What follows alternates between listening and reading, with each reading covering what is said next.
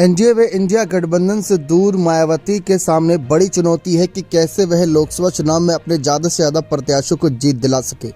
इसके लिए अब पार्टी का जनाधार बढ़ाने के साथ ही प्रत्याशियों के चयन के लिए खास रणनीति बनाई जा रही है।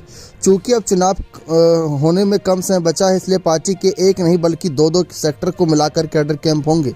बसपा प्रमुख ने बूथ से लेकर सेक्टर स्तर तक के लगभग 2000 पदाधिकारी और पार्टी के समर्थकों को कैंप करने के लिए कहा कि राज्य की 80 लोकसभा सीटों में से हर एक के जातीय समीकरण को ध्यान में रखते हुए तीन दावेदारों का पैनल बनाने के निर्देश दिए हैं, ताकि विपक्ष के प्रत्याशियों का जातीय आधार देख पार्टी के प्रत्याशियों को तय किया जा सके।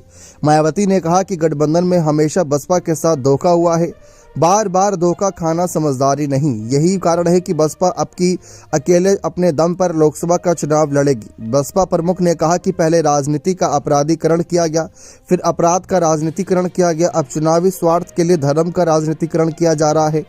ये मायावती का निशाना कहीं ना कहीं बीजेपी पर था। मायावती ने कहा कि देश में 81 करोड़ लोग जीने के लिए सरकारी अन्न के मोहताज हैं।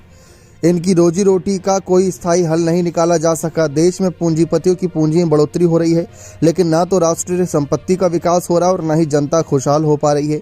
ज़्यादातर सरकारें प्रचार पर अपार धन खर्च कर जनहित व जन कल्याण के बड़े बड़े दावे करती है, लेकिन वे जमीनी हकीकत से कोसों दूर है।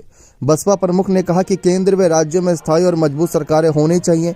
बाबा साहेब डॉक्टर भीमराव अंबेडकर का मिशन अधूरा बीएसपी करेगी पूरा नारे के साथ सभी लोग लोकसभा चुनाव की तैयारियों में पूरी तरीके से जुट जाएं। मायावती ने 15 जनवरी को साफ कह ही रखा था कि वह अकेले ही चुनावी मैदान में उतरेंगी, तो उसके सामने अब एक नहीं बल्कि दो दल बड़ी चुनौती बनकर खड़ा है। ऐसे में पिछली बार 10 सीटें निकालने वाली बहुजन समाज पार्टी सपा के साथ गठबंधन में इस बार अकेले कितनी सीटें निकाल पाएंगी, सबकी इसी पर नजर रहेंगी। सर्वे की ओर ध्यान दे तो 0 सीट की ओर दिखा रहा है, लेकिन सर्वे के अगर साथ मायावती जाती हैं तो उनको तो बड़ा नुकसान हो सकता है, लेकिन उसी सर्वे को झुटलाना जरूर चाहेंगी। बने रहे चैनल के साथ। बहुत बहुत धन्यवाद।